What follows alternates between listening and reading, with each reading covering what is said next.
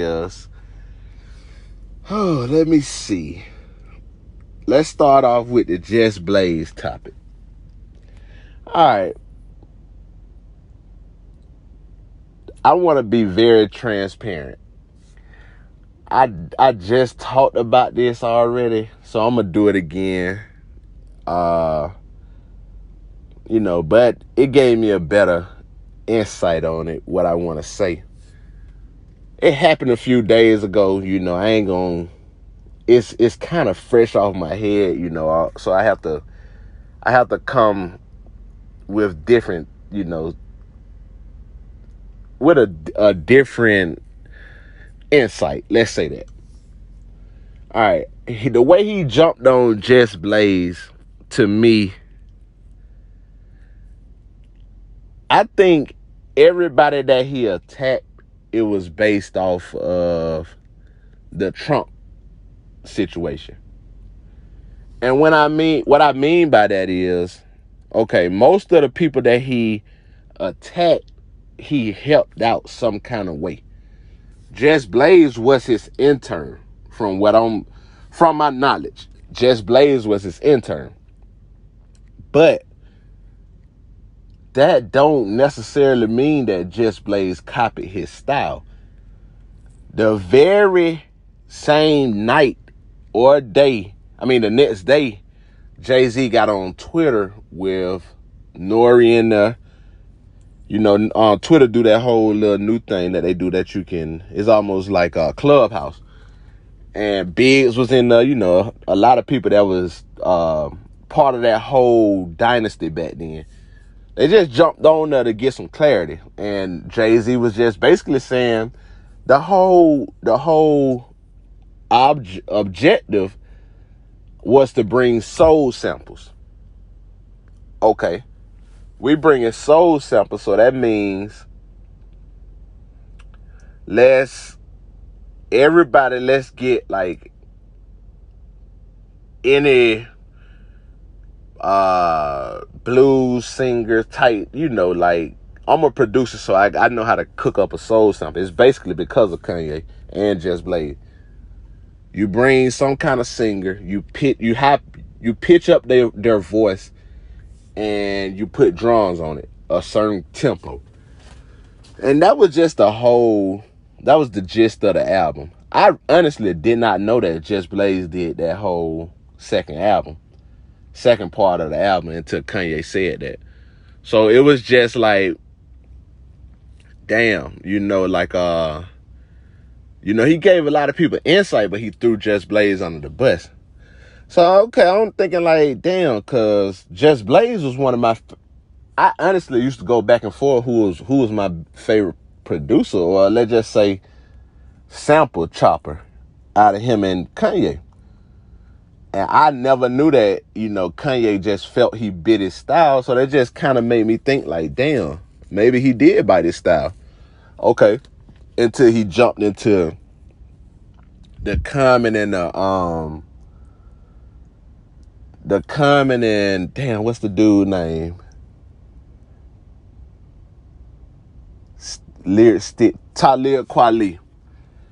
Until he jumped into Common and Talib Kweli. And I was just, okay, you can have your opinion, like, yeah, Common a better rapper. But the way he said it, he emphasized it.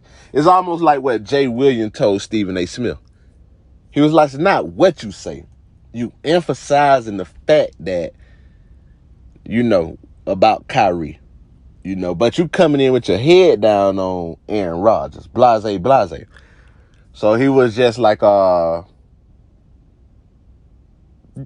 Common and Talib, like the way he jumped up after he said that, it was like, okay, he is not answering these questions like objectively. He is being very personal right now. So I was like, man, now, because the name of the game is called Quit Time or Slime. So basically their whole objective is just to get you drunk. They want you to take shots.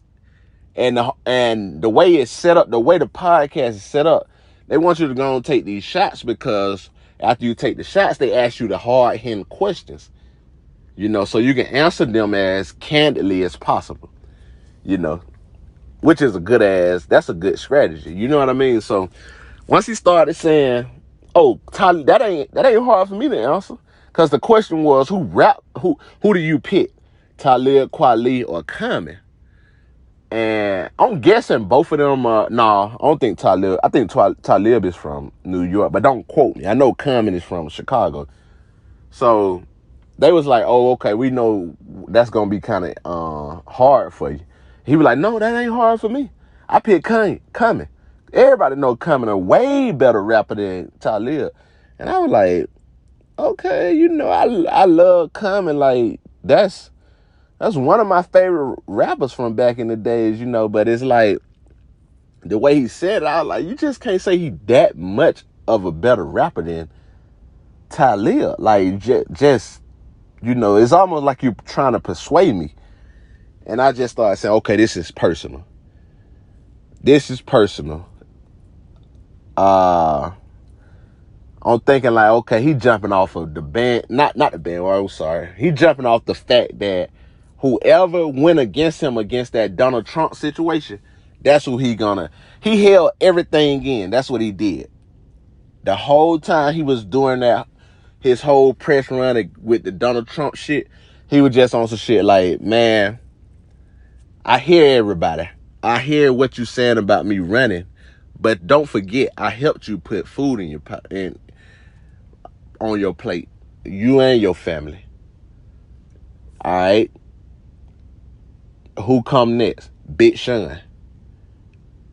He came in that interview premeditated with an RIP, whatever that thing called.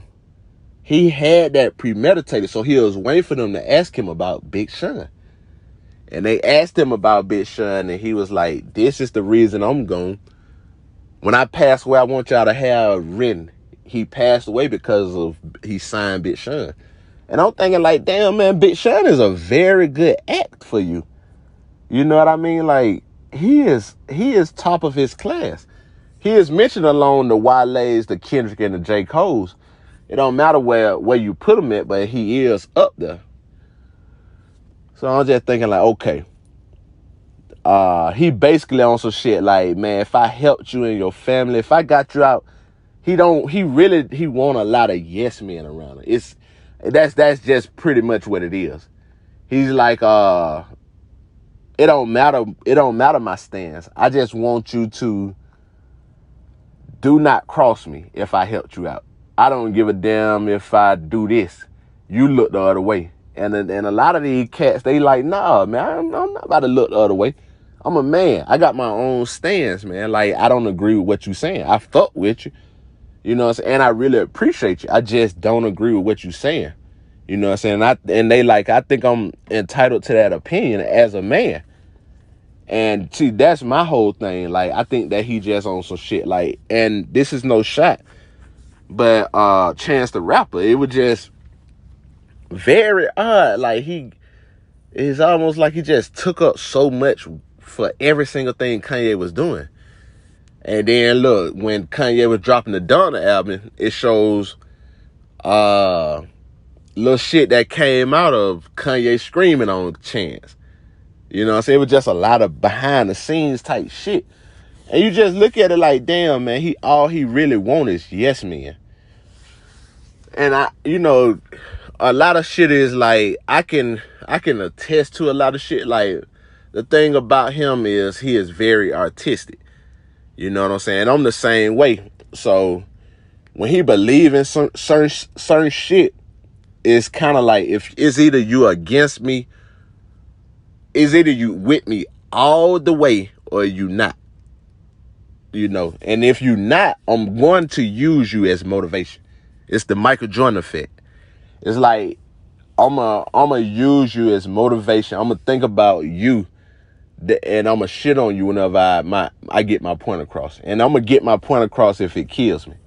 You know what I'm saying? It's a very unhealthy mentality to have, honestly. You know what I mean? It'll drive you to a certain point in life. So basically, he held everything people said until that right time. And it was kind of like, the Michael Jordan Hall of Fame speech. He named everybody when it was time that he was ready to shit on. And it was, you could tell it was premeditated because he had the thing for Big Sean, you know. And man, it was a point of the interview I just seen when he started taking the shot. It was just like, man, you never know, man. I think he got a lot of, it's a lot of hate in his heart right now. And I don't know this for sure. I'm just saying, I just got over this. This the only reason why I'm saying this. It just, you know, some publicist or something like that is trying to force that narrative, and I believe him on that with Kim Kardashian. Like, they are not even divorcing. They're trying to force them to become divorcing. You know, I totally understand that. You know, that's why I could tell that brings hate in your heart. You know, we only human. We can't stop certain shit. That's why it was just like, you know, a lot of people seen and they were like, damn, he looked very happy. And I'm like, I didn't see the happiness. Only thing I see is, you know what I'm saying, bro look like, you know, I'm taking everything that I held in with y'all. See, that woman was holding me down. That's the main reason I didn't let out all this anger that I had on y'all. Like, all y'all that came against me when I was with that Trump shit. That's why he was like, oh, I'm still with the MAGA hat. You know what I'm saying? Like, don't get it fucked up. You know what I'm saying? And Nori had something to say about him too now. Nori had some shit to say about him. And it was like, that's why he was like, oh, I'm still with that MAGA hat. Like, he know every little person that was in his camp or had some kind of affiliation with him that said something. But he was like, I think that him having that woman there, Kim, it was just like, it calmed him down. Or he was just on some shit like, I'm not just about to explode or just go off on everybody who's saying something. And then once that publicist or whatever, that SNL or whoever he said, they forcing his wife to do certain shit, I think that's when he started going overboard. And it was just like, I'm letting everything out. Everybody can get it right now. You know what I mean? And that's the whole take I got on that. You know what I'm saying? I think everything came out, and I think he trying to hurt because he hurt. He trying to hurt people because people hurt him. And it's just like, if you